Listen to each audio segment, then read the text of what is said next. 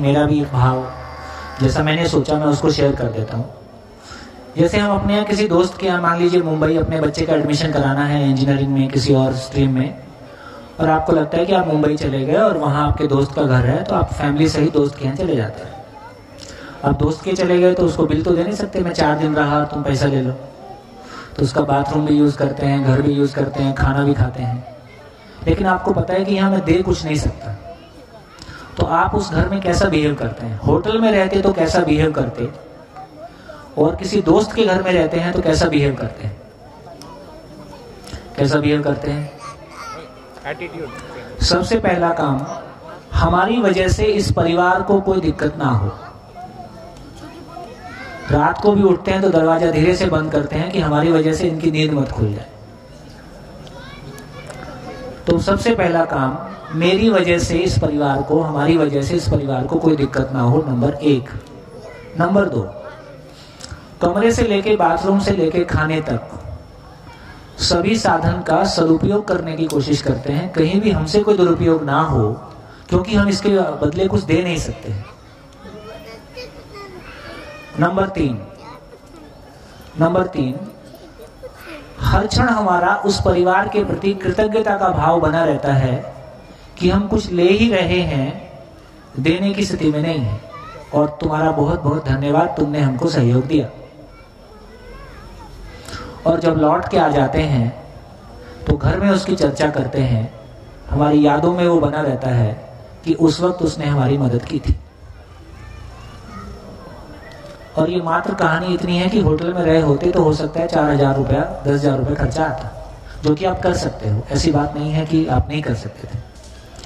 लेकिन किसी ने आपको वो चीज भावपूर्वक उपलब्ध कराई है, तो मामला सुविधा का नहीं है, मामला उस भाव का है। मैंने सुबह भी कहा था, वस्तु ना मिले हम इसके लिए दुखी नहीं होते, भाव नहीं मिला हम इससे दुखी होते। किसी ने भाव दे दिया, इससे हम गदगद हो जाते हैं, प्रसन्न हो जाते हैं, फिर हमको जो फीलिंग आए वो एक बात है। उसी तरह से जैसे उस बेटी ने कहा, तो एक माँ से बच्चा पैदा होता है, एक माँ से बच्चा पैदा होता है माँ बाप से, तो माँ बाप उसको बिना पूछे उसके लिए सारी सुविधाएं उपलब्ध कराते हैं, और सारी उपलब्धियां अपनी सीमा से ज्यादा उपलब्ध करा करा के खुश होते हैं। क्यों?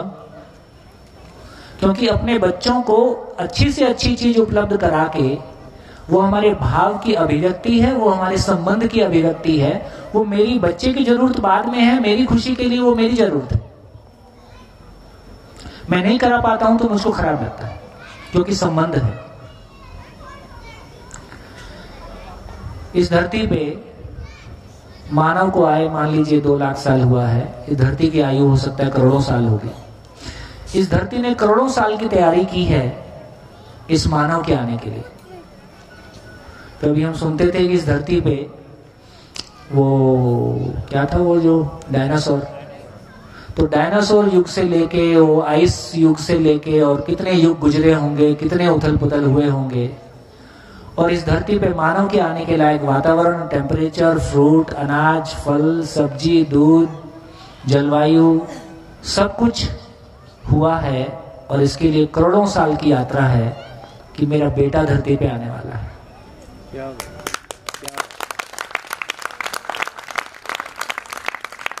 जैसे 2 लोग शादी नहीं करते हैं क्योंकि अभी उनकी तैयारी नहीं है, क्योंकि बच्चा आ गया तो उसको उसका पालन पोषण कैसे करेंगे। उसी तरह से इस धरती ने करोड़ों साल तैयारी की है कि मेरे बच्चे आने वाले हैं और उनकी सारी जरूरतें पूरी हो सकें, उसके लिए पूरी तैयारी रहे। और यदि हमको ये समझ में आता है कि ये आउट ऑफ लव सब कुछ उपलब्ध होता है मदर नेचर से, तो फिर मैं शर्ट भी खरीदने जाता हूं, वही शर्ट मैं खरीद के पहनता हूं और वही शर्ट मेरा दोस्त गिफ्ट देता है, तो दोनों में क्या फर्क होता है? एक शर्ट केवल कपड़ा होती है, एक शर्ट भाव हो जाती है। बहुत बढ़िया। एक शर्ट केवल शर्ट होती है, एक शर्ट भाव हो जाती है। आप पुरानी यादें देखेंगे, मैंने देखा है, मेरी वाइफ एक दिन बोल रही थी, ये जब मेरी शादी हुई थी तब मैं साड़ी पहन के आई थी, वो साड़ी अलग रहती है। तो आदमी का जो भाव है, कपड़ा वही है, कोई खास बात नहीं है, लेकिन जिस चीज के साथ आदमी का भाव जुड़ गया। कभी मैंने, जब किसी का देश नहीं होता है तो वो किस भाव से गुजरता होगा उसका एहसास हमको नहीं है। मसूरी में एक शिविर हो रहा था, तिब्बत पे चाइना का कब्जा हो गया, तिब्बत के लोग निर्वासित होके वो क्या बोलते हैं, धर्मशाला। आज कोई आपसे पूछता है कि आप कहाँ के हो, आप बोलते हो मैं इंडिया से हूं, भारत से हूं। उनसे कोई पूछता होगा तुम कहाँ के हो, तो उनको कैसा फील होता होगा? इस दुनिया में हमारा कोई देश नहीं।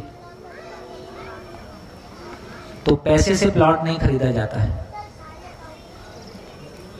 किसी जमीन ने अपना कहने का आपको अधिकार दिया है, इसलिए वहां अपनापन सा लगता है। जो लोग यहां से विदेश चले जाते हैं वो इस देश की माटी को अपने घर में सजा के रखते हैं, मेरे देश की माटी। तो मेरे को लगता है कि वो भाव की दुनिया अलग है। जैसा हम जड़ संसार के साथ में जीते हैं, ऐसा जी के हम भी रूखे रूखे से हो जाते हैं। जबकि यदि हमारे भीतर का भाव बनता है तो हर वस्तु भावमय हो सकती है, ये पूरा जीवन भावमय हो सकता है, ये संसार भावपूर्ण हो सकता है।